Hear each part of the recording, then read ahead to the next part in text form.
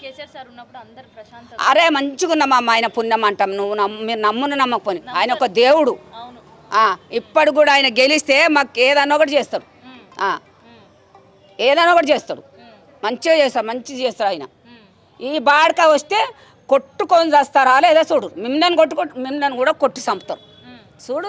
ఏమన్నది పలానా అంటే అన్నారు. వెనకటికి ఇంద్రమ్మ రాజ్యం ఉండే, ఇట్లనే ఉండేనా కాంగ్రెస్? ఇట్లా లేకుండే. ఇంద్రమ్మ రాజ్యం అంటే ఏను అమ్మ అది కూడా చెప్తా. మొత్తం వినాయకరావు నగర్ బోడబండ అంటే గుడిసెలు. వర్షం వస్తే ఉరిస్తే భయం అవుతుండే. నీళ్ళు ఎక్కడ అక్కడ పోయి తెచ్చుకుంటుంటే తాగనీక కానీ బోరింగ్కి పక్కకున్నది.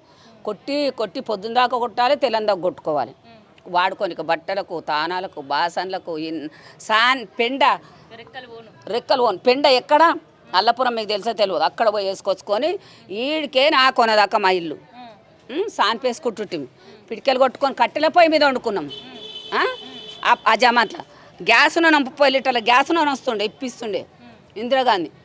ఆ దీపాలు పెట్టుకొని వంట చేసుకొని 6 అయిందంటే బయటికి వెళ్ళాలంటే భయం అవుతుండే తెలుసా. పొద్దు మీకు 6 అయిందంటే బయటకు వెళ్తే భయం అవుతుండే. పొద్దుగాల 6 అయిందంటే బయటకు వెళ్తే భయం అవుతుండే మాకు. మరి మేము ఎట్లా బతుకొచ్చు మేము? ఇందిరాగాంధీ ఎట్లా కానీ పెట్టిందో పాపం ఆమె కడుపు చల్లగుండి సచ్చి సరగానే ఉంది. ఎందుకు యాడ్ చేస్తున్నాం మేము? చెడ్డగా చేస్తే యాడ్ చేస్తుమా?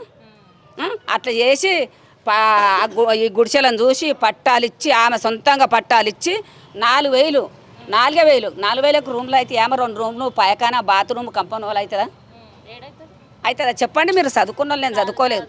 మా 4,000 ఇచ్చి పట్టాలిచ్చి ఇంటి కట్టించిండు ఆయన. మరి కట్టుకొని ఇప్పుడు ఉంటున్నాం మరి ఆమె ఇల్లు. నువ్వేం చేస్తున్నావు వచ్చేసి అందులో ఇచ్చా?